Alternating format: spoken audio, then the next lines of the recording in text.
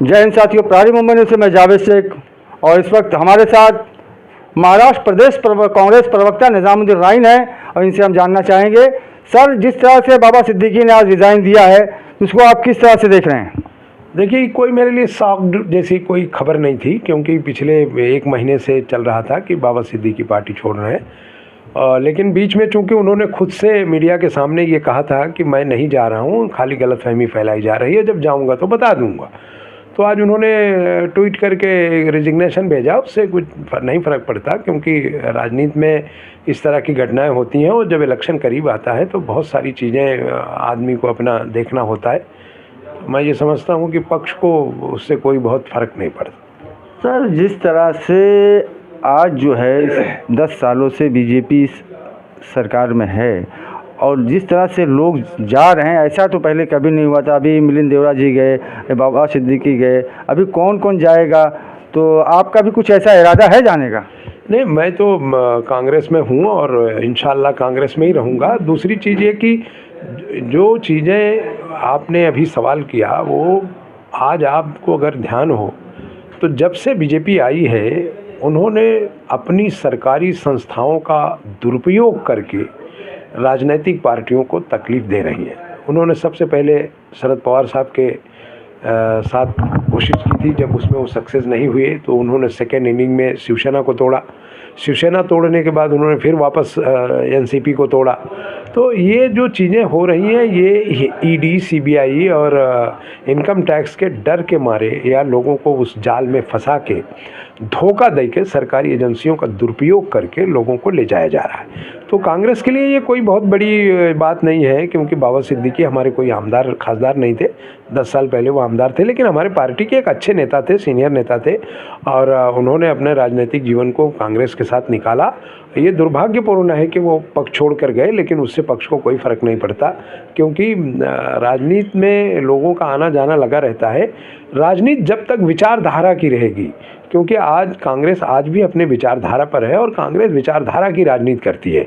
रही बात दूसरे लोगों की, तो आपने देखा कि हिंदुत्व की जो विचारधारा के समर्थक हैं, उन्हें देखना होगा कि जो देश में हो रहा है वो कहाँ उस पर टिकेंगे। तो जो लोग जा रहे हैं उन्हें ये सोचने की आवश्यकता है, हमें सोचने की आवश्यकता नहीं है। कांग्रेस का कोई बहुत बड़ा नुकसान नहीं हो। नहीं सर, अब तक ये देखा गया था कि शिवसेना चली गई, एनसीपी चली गई, लेकिन कांग्रेस जो थी वो टिकी हुई थी। लेकिन जिस तरह से इलेक्शन करीब आ गया लोकसभा का और लोग एक एक करके जा रहे हैं, तो कहीं ना कहीं इसका असर तो पड़ेगा ही। नहीं, इसका कोई असर नहीं पड़ेगा। आपने देखा कि महाराष्ट्र में कांग्रेस बहुत मजबूती के साथ मजबूत पक्ष के तौर पर है। हमारे यहाँ पक्ष में कोई टूट नहीं हुई। एनसीपी पक्ष टूटा था, शिवसेना पक्ष टूटा था, बड़े आमदार ये हो गए, हमारा कोई आमदार नहीं गया।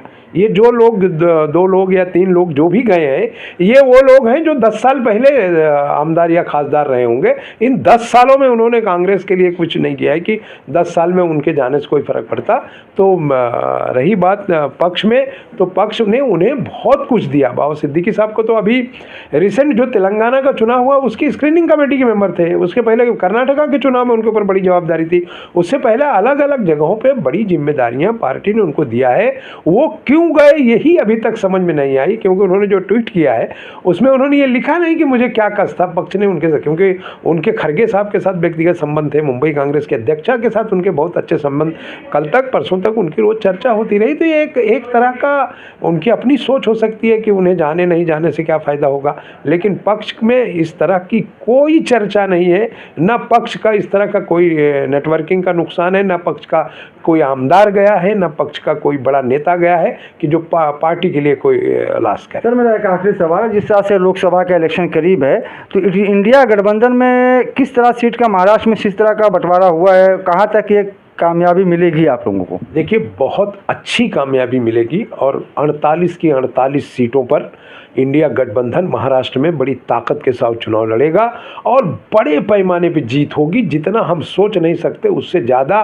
क्योंकि देखिए, ये जो आया राम गया राम का विषय था, इस आया राम गया राम में एक भी आदमी पब्लिक में जाके चुनाव प्रचार करने वाले ताकत नहीं रखता, ना खुद चुनाव लड़ने की ताकत रखता है।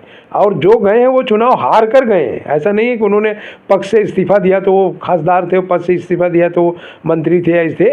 तो इसके लिए जो महाराष्ट्र की जनता है वो सब देख रही है। अब उनकी अपनी क्या मजबूरियां थी, क्यों गए पक्ष में उन्होंने, उनको किस अगर कहीं ये होता कि भाई पक्ष ने उनके साथ इंसाफ नहीं किया, उनको साइडलाइन में रखा या उनके साथ कोई न्याय नहीं किया, तो अगर वो पक्ष छोड़ कर जाते तो बात समझ में आती है। पक्ष ने उन्हें भरपूर दिया और भर भर के दिया।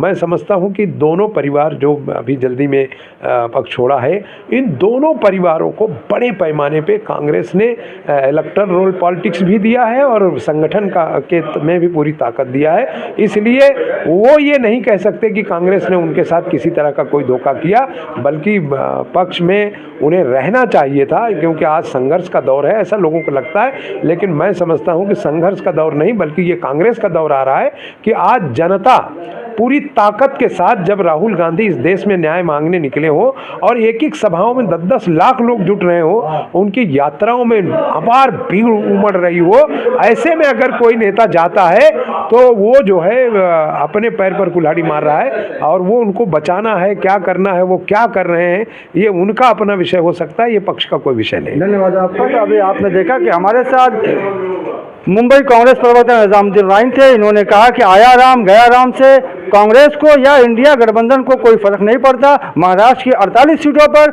बड़ी ही मजबूती के साथ कांग्रेस लड़ेगी और जीत के आएगी। कैमरामैन और साबले के साथ मैं जावेद शेख, पुरानी मुंबई से।